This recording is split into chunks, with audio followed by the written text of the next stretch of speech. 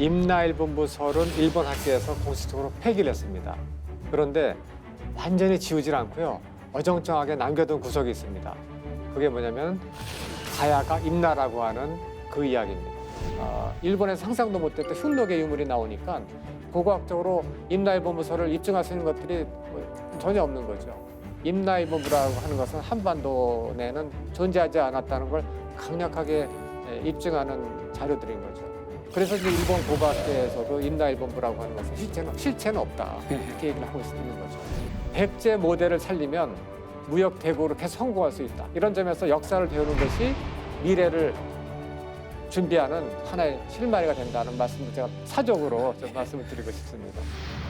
유물과 유적까지도 이제 그 발견된 게 없다라고 하면 사실 뭐 임나일본부의 존재 자체에 의문을 갖는 건 당연하고 그럴 것 같은데, 그렇다면은 혹시 이 임나의 문제에 대해서 말입니다. 이게 임나의 위치가 혹시 밝혀진 게 있나요? 아니면 교수님께서 생각하시는 어떤 지점이 있나요? 그 임나를 일본어로 읽을 때는 미마나라고도 있습니다. 미마나라는 의미는 이제 임금의 나라, 왕의 나라, 나보다 높은 사람의 나라 이런 의미가 또 들어가 있거든. 해석 이제 언어학적으로 그렇게 해석하는 분들이 있거든요. 그렇게 볼 때는 이제 워낙이 일본의 그 규슈 지방으로 진출했던 가야 세력의 이제 뿌리가 우리 경남 지역에 있었다고 볼 수가 있지 않습니까? 바다를 건너서 갔으니까.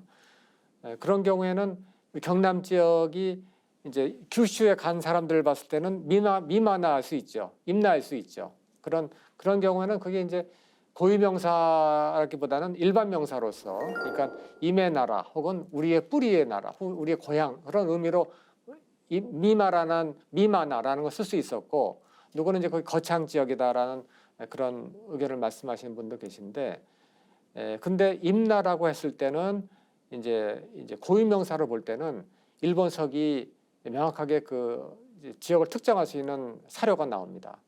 그게 이제 숭신이라는 일본 천황이 있었거든요. 숭신 천황 65년조, 그러니까 제위 65년에 해당하는 해에 이제 그 기록이 나오는데, 아주 재미있게도 임나라고 하는 거를 설명을 해요. 임나의 그 위치를. 아주 소중한 자료입니다. 이 소중한 자료를 있는 그대로 해석하면 임나가 어디라는 것을 자연스럽게 알 수 있습니다. 자, 그렇다면 숭신 일본서기, 일본 1차 사료죠. 숭신 천황 65년조의 임나의 위치를 설명하는 내용 한번 하나씩 짚어볼게요. 첫째, 임나는 축자국으로부터 2,000리 떨어져 있다. 이렇게 얘기하고 있습니다. 축자국은 후쿠오카입니다. 후쿠오카를 얘기했다는 건 이거는 북쪽으로 바닷길로 가는 걸 의미하는 걸 우리가 알 수가 있습니다.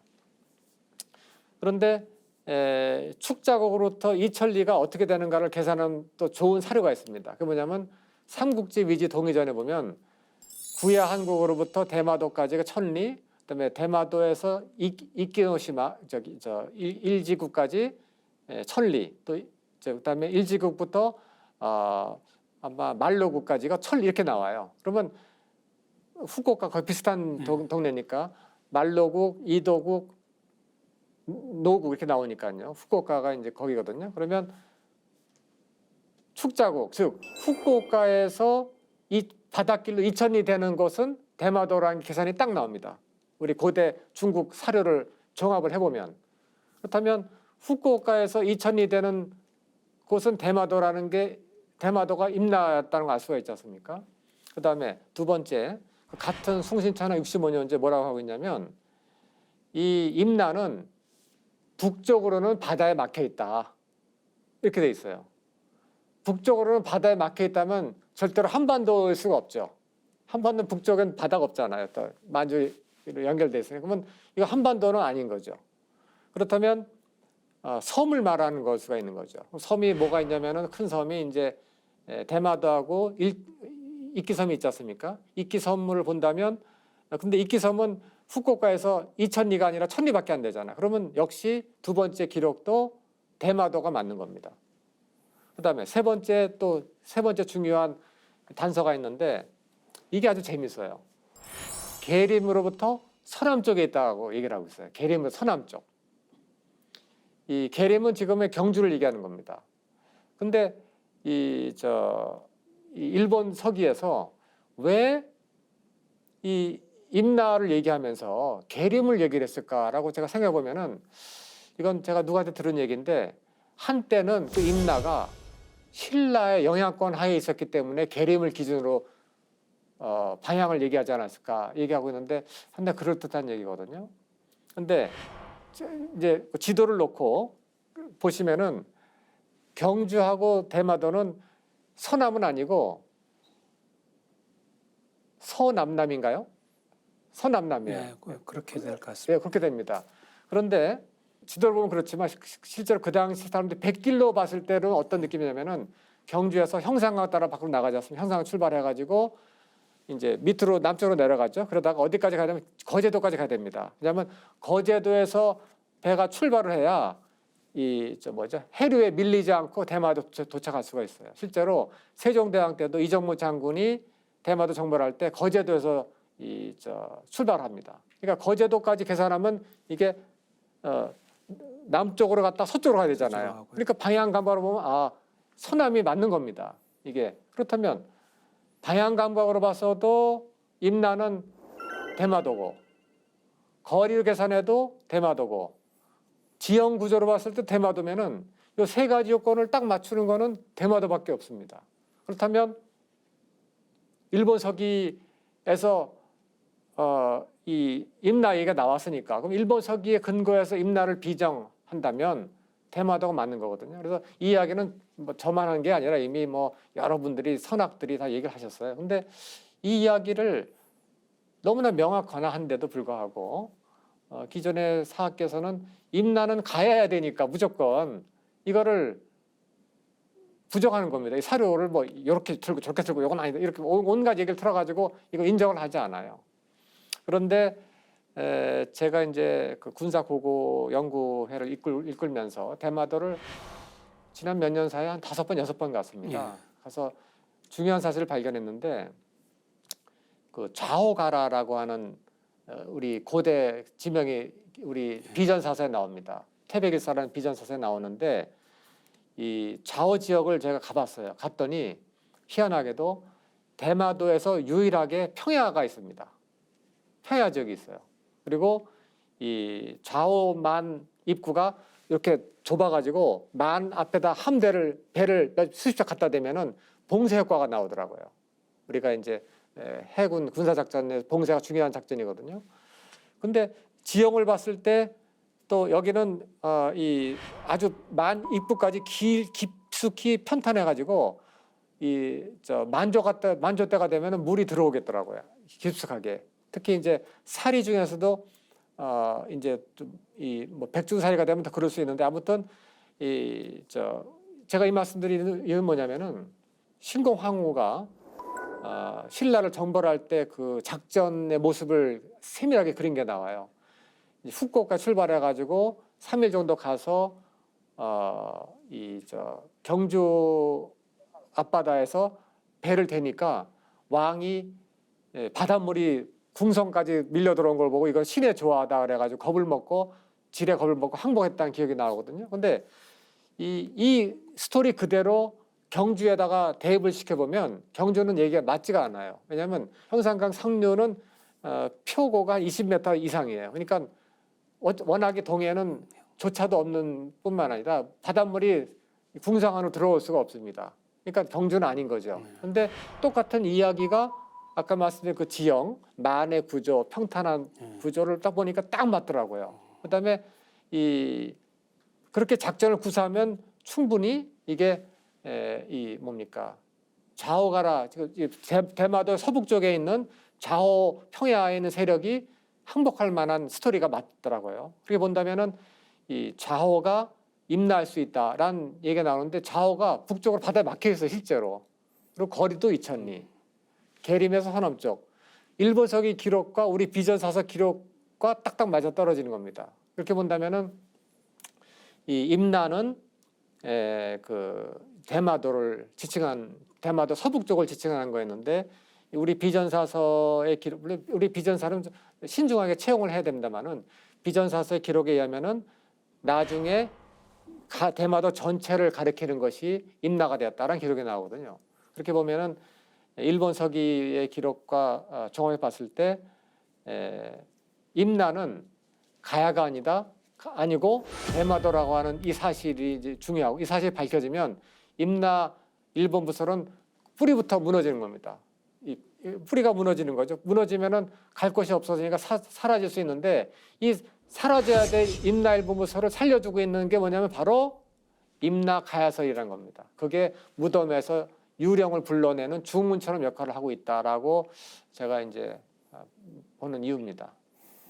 예, 그 일본 뭐 고대 사서의 기록들을 통해 가지고도 이제 그걸 전부 다 반증하고 네. 그 위치를 이제 그 대마도로 지금 비정을 하고 있고요. 네. 또 그 다음에 몇 번 아마 답사를 하신 것 같은데 네, 답사를 통해서도 이게 입증을 하고 있는데도 네, 네. 아직까지도 이제 이거를 받아들이지 않는 뭐 그런 게 참 참담합니다. 이 네. 상황은 또 이 그 임나 일본부 문제를 이야기할 때 이게 광개토대왕 비문하고 네, 네. 연결시켜서 설명하기도 그렇죠. 하고 있죠. 네, 네. 지금 그죠? 예. 지금 말씀 아주 이건 너무너무 재미있는 얘기이기 때문에 제가 사실은 이 얘기를 했더니 어떤 사람들은 야, 그 얘기는 정말 예. 영화로 만들어서 하면 너무 재미있겠다 이런 얘기를 하더라고요. 그리고 영화 이름은 호태왕비라고 하라는 호태왕비. 그리고 그 영화 첫 장면은 이제 그 만주 집안에 가면은 지금 저 호태왕비가 있지 않습니까? 원래는 넘어져 있었거든요. 거기 이제 첫 장면은 막 천둥 번개가 막 치는데 일본의 그 이제 정보 장교 사코중이가 비가 오는 억수같이 비가 오는데 가가지고 정으로 일본에 관련된 그 부분을 다 쪼아내는 그 장면부터 시작을 해가지고 진실을 밝히는 영화를 만들어 봐라 해서 제가 뭐 아이디어는 좋다라고 제가 얘기를 한 적이 있거든요. 근데 제가 단도직입적 처음부터 말씀드리면 이렇습니다. 임나 일본부설 즉 가야 이퀄 임나라고 하는 그 전제 위에서 구축되는 임나 일본부설 이 임나 일본부설에 의하면은 우리 고대사가 어떻게 구성이 되면은 야마토가 지배하는 동북아사예요. 야마토가 중심이 된 동북아사입니다. 그게 하나의 그림이 있고 반대로 어떤 그림이냐면 호태양비에 보면은 임나란 말이 나와요. 거기 너무 재밌게도 임나가라, 임나가라가 나오는데 뭡니까? 이 정인보 선생은 이 호태양비를 해석을 하면서 신묘년 기사 있지 않습니까? 그게 이제 왜군이 바다를 건너와서 뭐 쳐서 백제와 신라를 신민으로 삼았다고 하는 것이 아니라 호태양비는 누가 뭐라 해도 고구려 입장에서 쓴 거기 때문에 주어는 고구려다. 그러니까 고구려가 바다를 건너서 쳐서 이제 백제와 신라가 결국 완벽한 신민이 되었다라고 해석을 했거든요. 근데 그 해석이 해방 후에 아주 나왔는데 잠잠하게 아무도 그 개성을 안 했어요. 근데 그 학설을 제가 가만히 군사학적으로 분석을 했더니 가능성이 있는 겁니다. 호태양 수군이 대마도까지 가서 심지어 대마도에서 이기섬을 지나서 규슈까지 상륙해서 가능성이 제가 작전적으로 봤을 때 있더라고요. 그래서 그걸 좀 분석을 한 내용이 이 책에 있고 그래서 이 책이 지금 사람들이 흥미롭게 보는 것 같습니다. 그런데 호태양비를 그렇게 해석을 해서 본다면 아까는 제가 말씀드렸죠. 이 야마토를 중심으로 한 동북아사가 아니라 이제는 고구려를 중심으로 한 동북아사로 완전히 바뀌는 겁니다. 두 가지 이야기가 완전 상반된 얘기입니다. 어느 쪽의 진실인가를 봤을 때는 제가 보았을 때는 현재는 이 정인본 선생 학설은 별로 주목을 받지 못했는데 이 학설을 제가 조금 건드렸는데 후학들이 밝혀내면 이거는 거대한 로망이 펼쳐질 것 같습니다. 그 로망은 수십 편의 영화로 쪼개서 만들 수 있다고 보는데 호태양비에 의하면은 이 임나가라가 나오고요. 임나가라가 이제 그 아까 말씀드린 임나가 대마도로 한다면 왜군이 후퇴해서 도망간 것이 첫 번째 기착지는 대마도일 수 있다 봅니다. 그래서 그런 점에서 제가 이 책에서 임나이본부설이라고 하는 스토리텔링을 중심으로 야마토가 지배하는 동북아사가 진실이겠냐?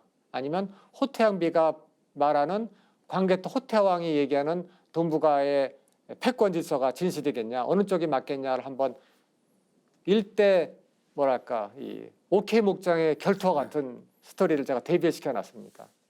고구려를 중심으로 한 호태왕비와 관련된 웅대한 그 영화를 한번 뭐 기대를 한번 해보겠습니다. 예. 저는 이제 감독이 아니고요. 저는 이제 학술적인 데이터 백업을 해주고 지금 말씀이 나왔으니까 그런데 호태양비는 정말 이게 뭐냐면은 고구려를 자랑하려고 쓴 글입니다. 고구려 장수왕이 자기 아버지를 칭송하려고 썼거든요.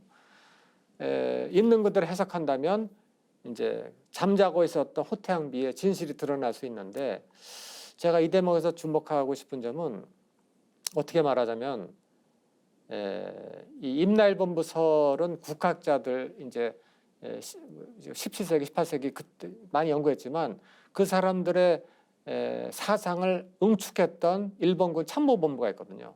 일본은 사실은요 사무라이가 군하 구분이 없었습니다. 상당수 다 이제 군에 들어왔기 때문에 일본군 참모본부에서 임나 연구했다는 건 놀랍지 않습니까? 임나 연구를 많이 했습니다. 그래가지고 그 임나에 대해서 연구를 하는 과정에서 어쩌면 호태양비를 발견해 호태양비를 탁본을 떠보니까 임나일본부설하고 정반대되는 얘기가 있었던 겁니다. 그래서 제가 상상을 해보면 아마 작전을 해가지고 이거를 쪼아야겠다. 그렇게 보지 않았을까. 그런데 정말 소중하게도 바로 그 지역 근처에 살았던 이유립 선생이 있거든요. 이유립 선생이 자기 선친이 생전에 그 탁본을 떴다는 얘기를 하면서 대배달 민족사에다가 정으로 쪼아지기 전에 위조되기 전에 호태양비 원문을 쓴 게 있거든요. 그 원문에 의하면은 고구려군이 대마도 큐슈를 거쳐가서 열도를 완전히 정벌했다는 기억이 납니다. 그런데 저는 그게 상당히 터무니없지 않다고 하는 이유가 뭐냐면 작전적으로 봤을 때 저는 이제 국방연구원에서 7년 국방부도 있었고 해서 뭐 작전 기획을 해본 사람 입장에서 봤을 때는 내가 호태양이라고 한다면 내가 작전 책임자를 한다면 왜군 즉 백제 후방에서 끊임없이 병참 지원을 역할하는 후방 거점을 토벌하지 않으면 그걸 이제 점령하지 않으면 작전은 완전히 끝난 게 아니라고 보는 거죠. 그거는 실패한 작전인 겁니다. 그러면 장수왕이 자기 아버지가 호태왕이 성공해서 전 세상에 자랑할 만큼 그런 제왕이었다 한다면 어마어마한 빚 세웠다는데 그런 아버지 전공이 사실은 가짜가 되는 겁니다. 그런데 그 가능하겠습니까? 그 공개적으로 만들었을 때. 그러니까 그 당시 사해를 평정했다고 자랑했거든. 그렇다면 동북아의 패권 국가였는데 패권 국가를 완성하는 데 있어서 백제 후방 지원 세력인 외를 토벌하지 않으면 그는 작전적으로 불합리한 거가 되는 겁니다. 그런 지휘관으로서는 매우 바보 같고 어리석은 마무리를 한 게 되는 거죠. 그런 바보 같은 왕을 칭송할 수 없거든요. 그렇게 봤을 때는 분명히 도해설, 그러니까 바다를 건너서 큐슈를 공격할 개연성이 있다고 제가 보는 겁니다. 그렇게 본다면 고대 우리 동북아사가 완전히 뒤집어지는 거죠. 이 사실을 숨기고 싶었기 때문에 일본군 참모본부에서 사고중위를 탁본을 띄고 조작을 하지 않았을까라고 제가 추정을 하는 거고 이것이 바로 임나일본부설과 호태왕비의 진실 간의 승부가 앞으로 이제 가려져야 되는 대목이 아닌가 생각하는 겁니다. 예, 광개토 태양비 우리가 흔히 뭐 공적비를 만든다는 거는 분명히 자기중심적으로 만드는 그렇죠. 거는 이건 뭐 너무나 상식인 상식적인 거죠. 일인데 네. 이 상식까지도 지금 이제 의심하고 믿지 않으려는 그런 현실이 참 뭐 개탄스럽기도 합니다. 만약에 그렇다면 이 광개토 대왕이 결국은 이제 대마도로 그 다음에 이제 큐슈까지도 이제 진출을 했다라고 이제 볼 수가 있는데 그렇다면 혹시 그 대마도라든가 이 큐슈에 이 고구려 흔적들이 좀 남아 있을까요 지금? 대마도에도 아마 많은 흔적이 있었을 겁니다. 그런데 예. 명치 유신 이후에 명치 정부에서 집중적으로 대마도의 사적을 다 지웠습니다. 예. 많이 지웠기 때문에 지금 좀 파악하기 어렵고요. 대신 최근에 큐슈에서 아주 흥미로운 발굴 성과가 있었는데 이 후쿠오카가 있고 후쿠오카 밑으로 내려가면은 이제 야메가 나오고 기쿠치 밑에 구마모토가 있거든요. 구마모토 기쿠치 지역에서 아주 독특한 형태의 고분이 발견이 됐습니다. 뭐 상당히 오래됐는데 그게 이제 장식 고분관이라고 합니다만 우리식으로 치면 벽화 고분입니다. 근데 그 고분들은 우리가 흔히 아는 고구려 벽화 고분과 다르게 기하학적인 문양을 위주로 주로 돼 있어요. 그래서 좀 다른 건가 싶은데 문제는 그 고분들 중에서 고구려 고분에서 발견된 특징들이 몇 개 나옵니다. 뭐 두꺼비를 했다든가, 뭐 그다음에 천정에 천문도가 있다든가. 그래서 일본 고고학계 저희 인하대학하고 교류도 했습니다만 일본 고고학계 일부에서도 고구려계의 문화가 아닌가 추정하는 사람들도 있다고 합니다. 그런데 이 고분들이 본격적으로 조형된, 즉 만들어진 시기가 5세기 초예요.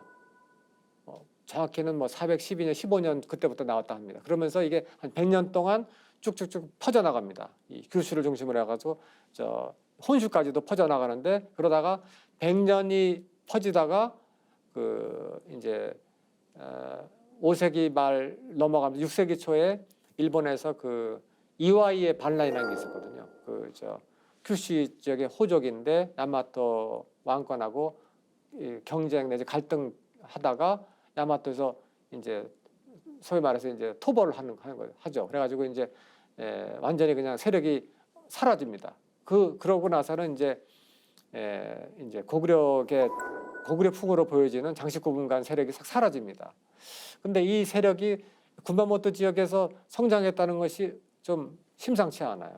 이게 제가 봤을 때는 어쩌면 이제 호태왕 세력 고구려군이 이제 큐슈를 점령한 다음에 다시는 후쿠오카가 백제를 후원하는 이제 후방 지원군의 발진 기지로 사용되지 못하도록 후방 차단 효과를 노려서 후쿠오카 뒤쪽에다가 고구려의 세력을 잔류시킨 게 아닌가, 혹은 현지에 있었던 친고구려 세력과 연합해서 이제 야마토가 다시 바다를 건너서 백제를 지원하는 원정군을 보내는 걸 뒤에서 뒷목을 잡아 끄는 그런 이제 차단 효과를 노리는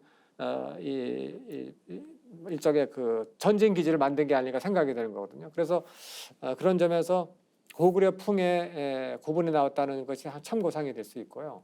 두 번째는 아시는 것처럼 이 나라 밑에는 아스카 지역에 가면은 딱 두 개가 지금 발견됐는데 고구려계 고분을 보여주는 다카마츠스카 고분하고 키타로 고분이 있지 않습니까? 그게 나왔는데 일본에서는 7세기라고 자꾸 얘기를 해요. 근데 고분의 기단부에서 토기들이 좀 앞선 시기에 토기들이 나왔기 때문에 좀 시기를 당겨볼 수 있다는 얘기도 있고요. 그 다음에 다카마츠스카 고분에 나오는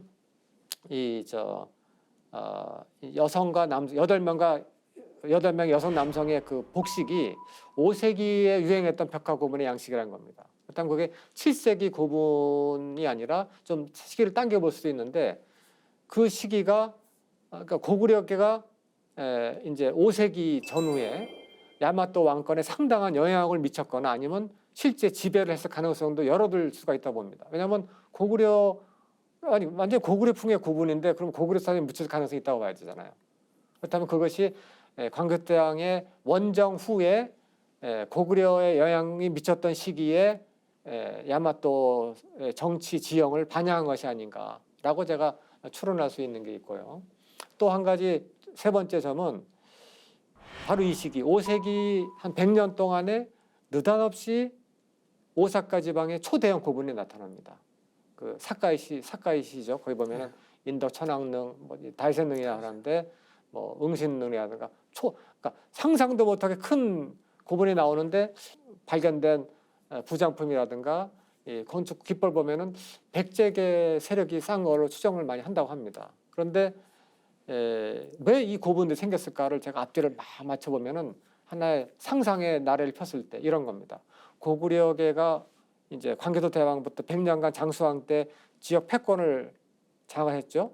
그럴 때 야마토 외에도 그 밑에서 영향권 하나 있었던 겁니다. 그런데 완전히 지배를 하지 못하고 백제계가 이제 뭐죠? 와신상담하면서 힘을 다시 키워가는 거죠. 키우면서 이제 고구려 못지않은 국력의 회복을 꿈꾸면서 거대한 고분을 조성해가지고 하지 않았을까?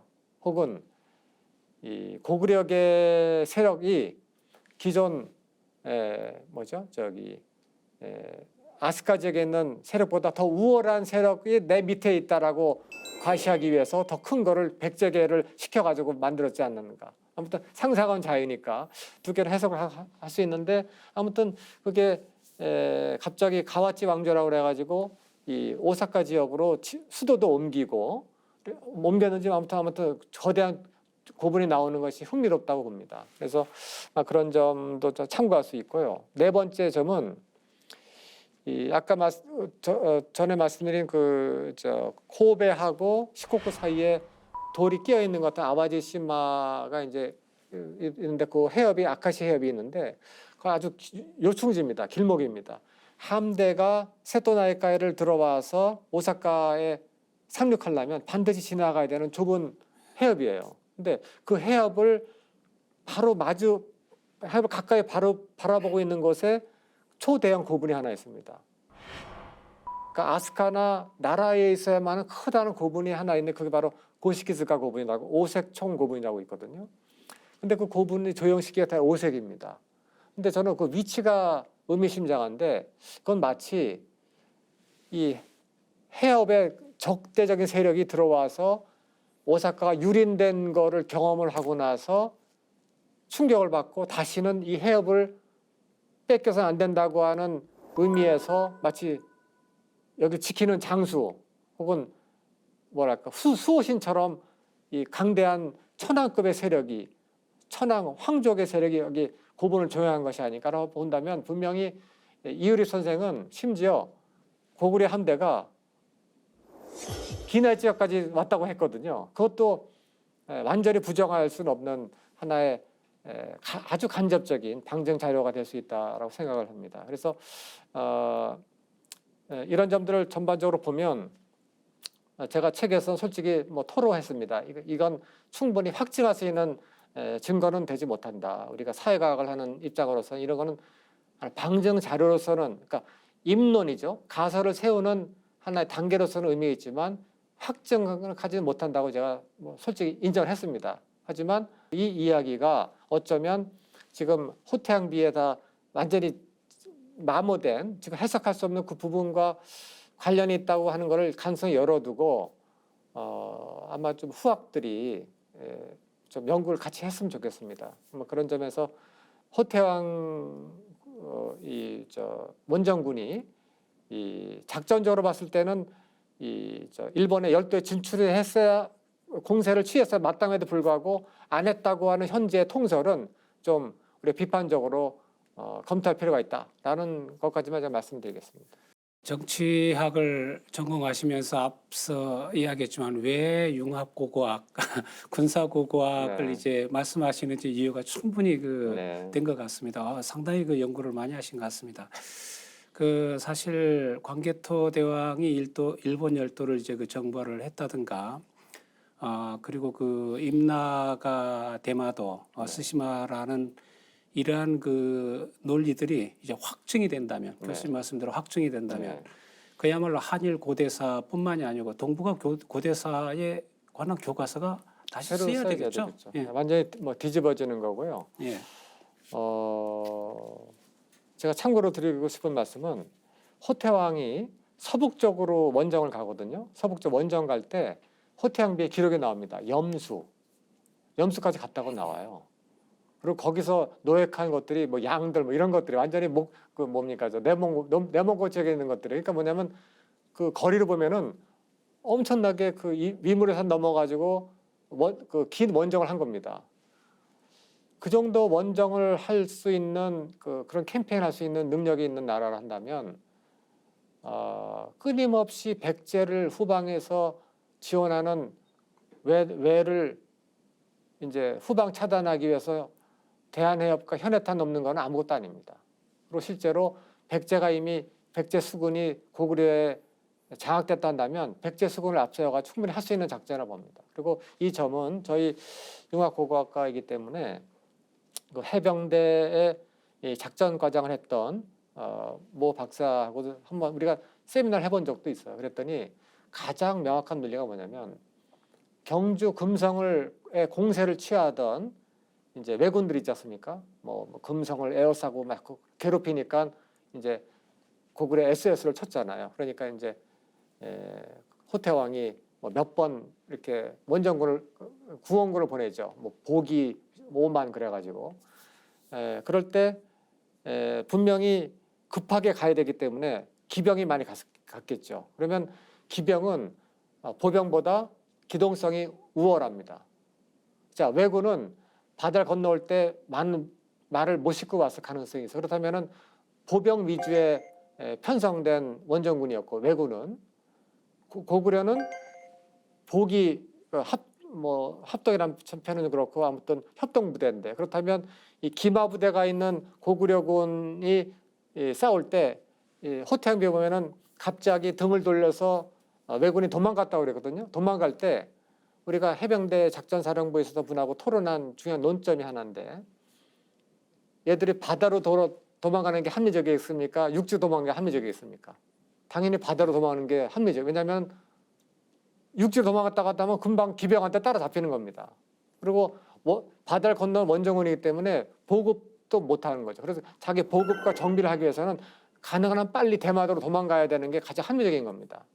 고대 전쟁은 프로와 프로가 만나가는 세계예요. 그래서 이 전쟁의 원칙, 작전의 원칙과 위배된 행동은 절대로 거의 하지 않습니다. 그게 뭐냐면 왜군도 바다로 도망가서 이 대마도에서 정비를 하려고 했겠죠. 그거를 놓치지 않고 추격을 한 겁니다. 그래서 호태양비에 보면은 추격을 해서 다다랐더니 임나알았다는 말이 나오거든요. 그래서 제가 이런 논점이 정의보 선생의 이제 그 호태왕 수군 도해설과 정합성이 있다라고 보고 좀 추론의 폭을 넓혀본 겁니다. 예, 지금까지 남창희 교수님을 모시고 임나 1본부의 실체에 대해서 알아보았는데요. 왜곡된 한일 고대사와 한일 관계를 올바르게 정립하는 일은 어쩌면은 임나 1본부의 문제를 풀어나가는 데서부터 시작을 해야 될 것 같습니다. 다음 시간에는 홍산 문화를 통해서 한국과 일본 고대사의 뿌리를 찾아보는 시간을 마련하도록 하겠습니다. 예, 교수님 오늘 감사합니다. 네, 고맙습니다. 예.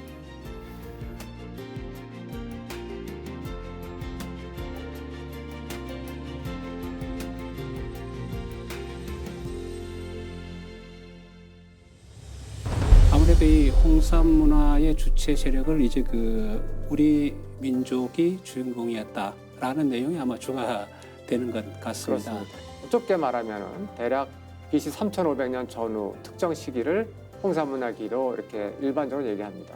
기존 사학계에서는요, 일부 분들은 홍산문화하고 우리 고조선이라든가 고대 문화하고는 전혀 관계가 없다라고 이렇게 약간 좀 이렇게 단언하는 분들이 있어요. 홍산문화가 우리 상고문화하고 연결돼 있다라고 하는 이 명제는 이것은 누가 부정할 수 있는 문제가 아니라 만약 부정하는 분들이 있다면 그분들은 좀 죄송하지만은 현장 연구를 철저히 하지 않은 분들이 아닌가 그런 생각을 합니다.